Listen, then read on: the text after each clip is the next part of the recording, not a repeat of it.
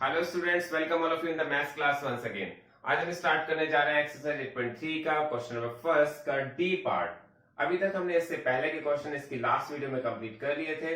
अब देखते हैं डी पार्ट में क्या दिया हुआ है। आपसे कहा गया calculate the amount and compound interest on 8,000 rupees का आपको प्रिंसिपल अमाउंट दिया गया है 1 ईयर के लिए 9% per annum compounded half yearly. देखिए मैंने आपको बताया यहाँ पर आपको फॉर्मूला वही यूज करना है, लेकिन एक वर्ड है जो लिखा हुआ है लास्ट में, कंपाउंडेड हाफ ईयरली। आपके पास जनरली क्वेश्चंस में लिखा होता है compounded yearly, compounded half yearly और कंपाउंडेड क्वार्टरली। तो उसको बहुत ध्यान से पढ़ना होता है क्योंकि वहां पर हमें पता चल जाता है कि क्वेश्चन को किस तरह से कैलकुलेट करना है, किस तरह से करना है। तो फॉर्मूला वही सेम लगता है यहाँ पर, a is equal to P into 1 plus R upon 100 to the power n। यहाँ पर आपके पास प्रिंसिपल अमाउंट दिया गया 8,000 रुपीज, जो बहुत ही क्लियर हो रहा है। एंड जो टाइम पीरियड है वो दिया गया 1 ईयर का। जो रेट ऑफ इंटरेस्ट है वो 9% पर एनम दिया गया है। और मैंने आपको बताया था बहुत ही क्लियर, आपको याद भी होना चाहिए ये बात कि जब हमारे पास क्वेश्चन में आता है कंपाउंडेड हाफ ईयरली, तब हम टाइम को डबल कर देते हैं, टाइम का 2 से मल्टीप्लाई कर देते हैं और रेट को हाफ कर देते हैं। ये बात बहुत ही क्लियर आप सबको हो गई होगी। और यहाँ पर मैंने अगर इसका 1 का मल्टीप्लाई 2 से किया तो यहाँ पे आ जाएगा 2 हाफ ईयर्स। ये बात बहुत अच्छी तरह से समझ में आ जानी चाहिए क्योंकि 1 ईयर है और क्योंकि जो कंपाउंड इंटरेस्ट कैलकुलेट हो रहा है वो पर हाफ ईयरली हो रहा है, तो यहाँ पर हम कहेंगे कि 1 ईयर को हम 2 हाफ ईयर्स भी कह सकते हैं। 9% पर एनम, यहाँ पर जो रेट आपको दिया गया पर एनम का दिया गया क्योंकि पर हाफ एनम चाहिए, तो आप कह सकते हैं 9 का मल्टीप्लाई 1/2 से करेंगे तो यह आ जाएगा 9/2% पर हाफ एनम। तो यहां पर हमने जो अपना वर्क था वो कंप्लीट कर लिया। अब इसके बाद हम वैल्यूज पुट करते हैं फॉर्मूले में। तो फॉर्मूला है a is equal to P into P, आपके पास है 8,000 रुपीज, 1 प्लस आर के प्लेस पे आपको रखना है 9/2 और अपॉन में रखना है 100 टू दी पावर आपको रखनी है 2, क्योंकि हमारे पास जो वैल्यू दी गई है 2 हाफ ईयर्स की दी गई है। अब आप इसे कैलकुलेट कैसे करेंगे? देखिए बहुत ही सिंपल तरह से, आप बहुत ध्यान से इसे करेंगे। यहां पर हम देखेंगे यहाँ पर 1 प्लस 9/200, क्योंकि अगर हम 2 का मल्टीप्लाई 100 से करते हैं तो 200 आ जाता है। इसके बाद आपको इसका एलसीएम लेना होगा, और एलसीएम कैसे लेंगे आप? 8,000 का, तो वैल्यू 8,000 की वैल्यू आप 8,000 ही रखेंगे, उसके बाद आप इसका एलसीएम लेंगे। और इसका एलसीएम कैसे लिया जाता है? 1 और 200 का एलसीएम आएगा 200, और आपको यहाँ पे रखना पड़ेगा 200, यहाँ रखना पड़ेगा 9 और पावर है इसकी 2। अब आपको एलसीएम लेना तो बहुत अच्छी तरह से क्लियर हो चुका होगा कि किस तरह से लिया जाता है। 1 था, यहाँ पे 200 था, तो ऊपर 200 आ गया, यहाँ पर 9 आ गया। और अब हमने देखा है इसको, ये 8,000 है और 200 प्लस 9, 209 आ जाएगा। और 209/200, क्योंकि इसकी पावर 2 लगी हुई है तो इसका मल्टीप्लाई कितने बार होना चाहिए? 2 टाइम्स। तो यहाँ पर ये क्वेश्चन बहुत ही क्लियर हो रहा होगा आप सबको। यहाँ पर अब इसे कैलकुलेट करते हैं। 0 से 0 को कट किया, दूसरी 0 से दूसरी 0 को कट किया, एक 0 से इस 0 को कट किया, ये आ गया आपके पास 2, 2 1 2 एंड 2 4 8। तो आपने इसे कट किया, जितनी वैल्यूज हमारी कट हो रही है हम उसे कट कर रहे हैं। अब देखा इसको भी कट किया जा सकता है, 2 1 2, 2 0 0 एंड 2 2 4। अब आपके पास आ गया 2 मल्टीप्लाई 209 मल्टीप्लाई 209 अपॉन 10।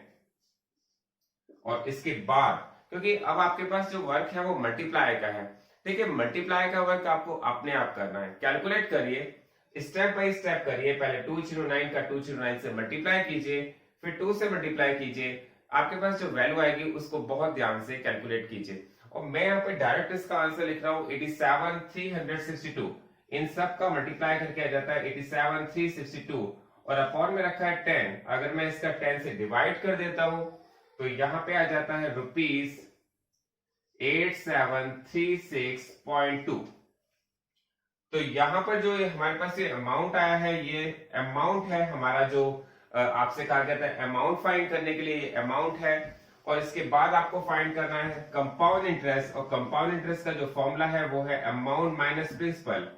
तो आपके पास 8736.2 का जो अमाउंट है, अगर आप इसमें से प्रिंसिपल अमाउंट को माइनस कर देते हैं और प्रिंसिपल अमाउंट कितना है 8000 रुपीज। तो इसको अगर माइनस करते हैं तो आपके पास आता है 736.2। ये आपके पास इसका कंपाउंड इंटरेस्ट आता है। तो आपके पास दो आंसर आ जाते हैं, कंपाउंड इंटरेस्ट भी आप फाइंड कर लेते हैं और एक आंसर आपके पास ये आ जाता है। तो बहुत ध्यान से आप इस क्वेश्चन को करेंगे तो आपको ये बहुत ही अच्छी तरह से क्लियर हो जाएगा। अब देखते हैं इसका लास्ट पार्ट। फर्स्ट क्वेश्चन का लास्ट पार्ट है जो ई पार्ट है। इसमें दिया गया है 10,000 रुपीज का प्रिंसिपल 1 ईयर के लिए 8% पर एनम। इसमें रेट ऑफ इंटरेस्ट दिया गया है और इसमें भी कहा गया कंपाउंडेड हाफ ईयरली।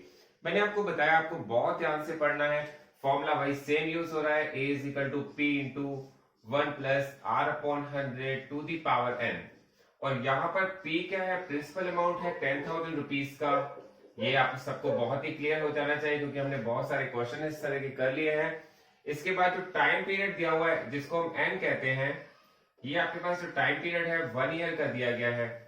और मैं आपको बताना चाहता हूं क्योंकि यहाँ पर कंपाउंडेड हाफ ईयरली, यहाँ पर भी एक क्वेश्चन में दिया हुआ है कंपाउंडेड हाफ ईयरली।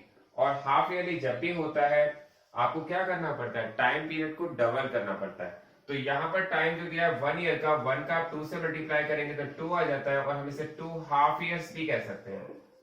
देखिए हम यहाँ पर कोई चेंजेस नहीं कर रहे, हमने यहाँ पे क्या किया 1 ईयर को 2 हाफ ईयर्स कह दिया है और 1 ईयर को 2 हाफ ईयर्स तो कहा जा सकता है।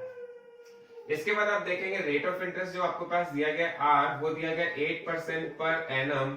क्योंकि हमें यहाँ पर कंपाउंडेड हाफ ईयरली चार्ज करना है तो इसको हम करेंगे 8 इंटू 1/2 और यह आ जाएगा 4%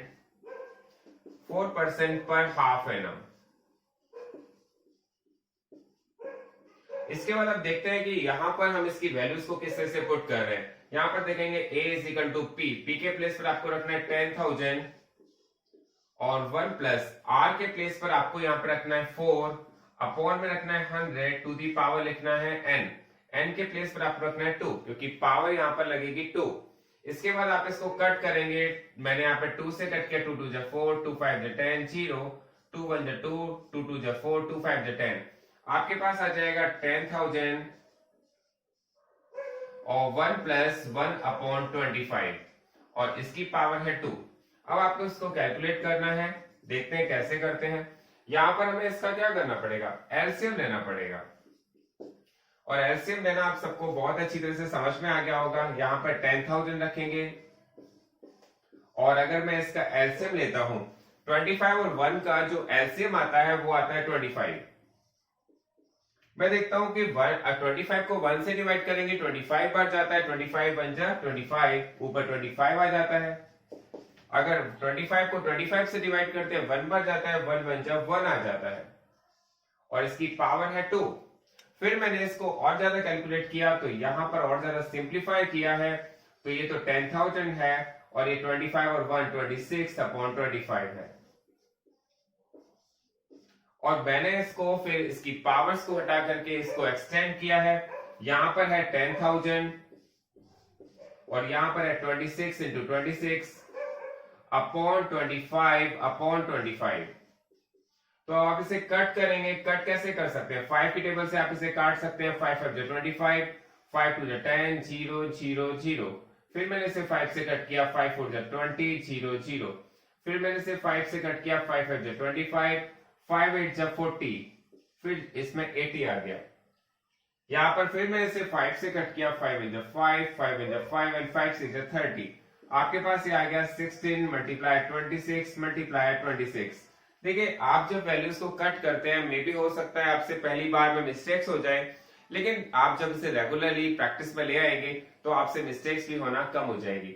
यहाँ पर हमारे पास फाइनली जो आया है 16 इंटू 26 इंटू 26, ये मल्टीप्लाई आपको अपने आप करना पड़ेगा। आप देखेंगे यहाँ पर 16 इंटू 26 का मल्टीप्लाई 26 से करते हैं तो 576 आता है और इन दोनों का मल्टीप्लाई अगर आप करेंगे तो आपके पास आएगा 10,816। ये आएगा 10,816 और यही हमारा इसका एक आंसर होगा क्योंकि आपसे कहा गया है अमाउंट बताइए, तो अमाउंट आ गया आपका 10,816। लेकिन आपसे एक और क्वेश्चन में कहा गया है इसमें CI फाइंड कीजिए और CI होता है A minus P। It means 10,816 में से आप 10,000 रुपीज माइनस कर देते हैं तो आपके पास इसका अमाउंट जो प्रिंसिपल जो कंपाउंड इंटरेस्ट आता है वो आता है 816। ये इसका सेकंड आंसर होता है। तो ये आपका क्वेश्चन कंप्लीट हो गया है। इसके बाद हम क्वेश्चन नंबर सेकंड देखते हैं। अब देखते हैं इसका question number second. Question number second में जो दिया गया उसको रीड करते हैं। पहले क्या दिया हुआ है, आपसे कहा गया Kamala borrowed ₹26,400 from a bank to buy a scooter at a rate of 15% per annum compounded yearly. कमला ने 26,400 रुपीज बैंक से लिया है स्कूटर परचेज करने के लिए। उसका रेट ऑफ इंटरेस्ट जो था 15% रेट ऑफ इंटरेस्ट बैंक ने दिया है, जिसमें वो कंपाउंड इंटरेस्ट चार्ज कर रहे हैं बैंक। आपसे कहा गया what amount will she have to pay at the end of 2 years and 4 months to clear the loan. तो कमला ने अगर वो अमाउंट 2 years 4 months के लिए 2 years 4 months के बाद पे किया है, तो उसे कितना अमाउंट पे करना पड़ेगा 2 years 4 months के बाद। तो देखते हैं इस क्वेश्चन को कैसे करते हैं। यहाँ पर आपके पास 2 years दिया गया है और 4 months दिया गया है। तो यहाँ पर हम जो फॉर्मूला यूज करेंगे वो ये फॉर्मूला यूज करेंगे, लेकिन मैं उससे पहले आपको बता दूं कि यहाँ पर जो प्रिंसिपल अमाउंट है वो कितना है। प्रिंसिपल अमाउंट जो बोरो लिया था कमला ने वो लिया था 26,400 रुपीज। यहां पर जो रेट ऑफ इंटरेस्ट चार्ज हो रहा है वो रेट ऑफ इंटरेस्ट चार्ज हो रहा है 15% पर एनम का। ठीक है, ये आप सबको क्लियर हो गया होगा। इसके बाद जो टाइम पीरियड है जिसको हम एन से डिनोट कर रहे हैं, टाइम पीरियड दिया है 2 years and 4 months।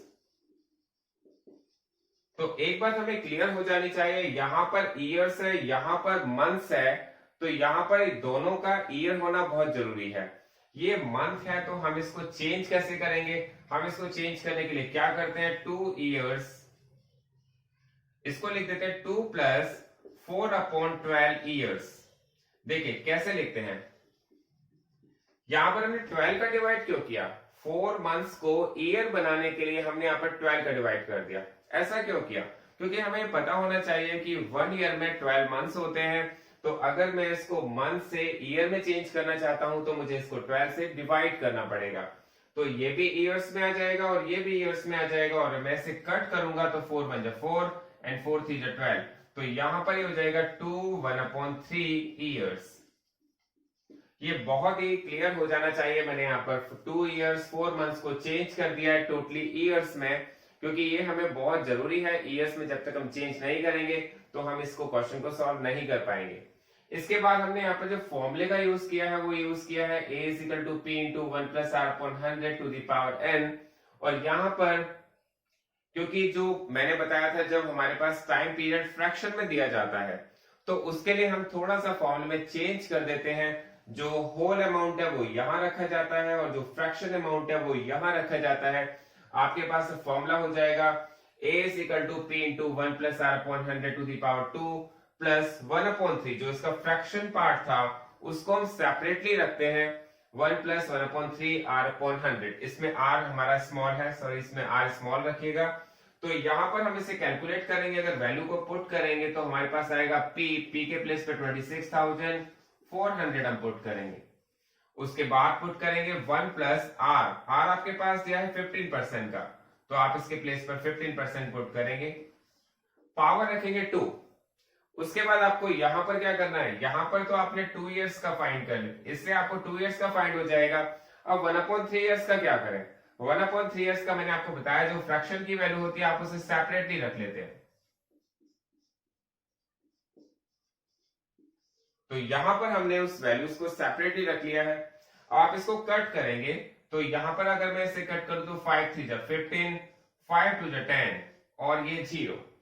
फिर मैंने यहां पर भी वैल्यूज कट की हैं, 3 × 1 = 3, 3 × 5 = 15 और 5 × 5, 5 × 2 = 10 और यहां पर इसका 0 आ जाएगा। जितनी ज्यादा वैल्यूज कट हो जाती हैं उतना ही क्वेश्चन हमारा सिंप्लीफाई होता जाता है, उतना ही क्वेश्चन हमारा इजी हो जाता है। अगर हम वैल्यूज को कट नहीं करेंगे तो हमारी कैलकुलेशन बहुत ही ज्यादा लेंथी हो जाएंगी। तो यहां पर हमने देखा है कि यहां पर हमारे पास 26,400 है और 1 + 3/20 यहां पर है 1 + 3/20 जिसकी पावर है 2 और यहां पर है 1 + 1/20। तो यहां पर ये मैंने वैल्यूज हैं जो अपने प्लेस पे रख दी हैं। उसके बाद अगर हम इसका एलसीएम लेंगे 26,400 और इसका एलसीएम आएगा 20, यहाँ पे 20 प्लस 3 आ जाएगा। इसी तरह से यहाँ पर एलसीएम लेंगे तो आएगा 20 और यहाँ पे 20 प्लस 1 आ जाएगा। ये एलसीएम लेना आप सबको बहुत ही अच्छी तरह से क्लियर हो गया होगा। इसके बाद देखते हैं 26,400 अमाउंट जो हमारे पास ऑलरेडी था, उसके नीचे मैंने वही रख दिया है। 20 और 3 ये हो जाएगा 23 अपॉन 20, क्योंकि इसकी पावर 2 लगी हुई है तो हमें इसको 2 बार मल्टीप्लाई करना पड़ेगा। तो मैंने इसका ब्रैकेट भी इसके साथ ही ओपन कर दिया है। उसके बाद ये 20 और 1 21 अपॉन 20। अब देखिए हमारे पास ये वैल्यू आ गई है, अब इसे कैलकुलेट करना है। बहुत ध्यान से आप देखिएगा, सबसे पहले 1 0 से 1 0 कट जाती है, सेकंड 0 से सेकंड 0 कट जाती है। अब जितनी वैल्यूज हमारी कट जाती है हम उसे काट लेते हैं, और उसके बाद जब हमारी वैल्यूज नहीं कटती है तो उसका मल्टीप्लाई और डिवाइड हमें करना होता है। तो यहाँ पर इसको कट करेंगे, 2 1 जा 2, 2 1 जा 2, 2 3 जा 6, 2 2 जा 4, फिर 2 1 जा 2, 2 6 जा 12 एंड 2 6 जा 12, फिर 2 से कट करेंगे, 2 1 जा 2, 2 0 0 और यह आ जाएगा 33। तो आपके पास जो वैल्यूज बची हैं वो बची हैं 33 इंटू 23 इंटू 23 इंटू 21 अपॉन 10। अब आप देखेंगे हमारी कोई भी वैल्यूज ऊपर या न्यूमरेटर की और डिनोमिनेटर की नहीं कट रही है। तो अब आपको फाइनली क्या करना होता है, फाइनली आपको इसका मल्टीप्लाई करना होता है। और मल्टीप्लाई जब आप बहुत ध्यान से करते हैं तो आपको इसका मल्टीप्लाई बहुत ही एकदम करेक्ट वैल्यू मिलती है। और हमें यहाँ पर डायरेक्ट करना है, तो यहाँ पे आएगा 3665। तो आपके पास इसका जो मल्टीप्लाई आएगा 366597। तो यहां पर हमने इसका मल्टीप्लाई किया और इसका 10 से डिवाइड कर दिया, तो यहां पर हमारे पास इसका जो आंसर आ जाएगा 3665.9.7। ये इसका फाइनली आंसर होगा। बहुत ध्यान से आपको इसको करना है और ये इसका आंसर हो जाएगा, क्योंकि जो अमाउंट उसने बैंक को वापस किया है वो हो जाएगा 36,659.7। यही इसका आंसर होगा। Thanks for watching this video.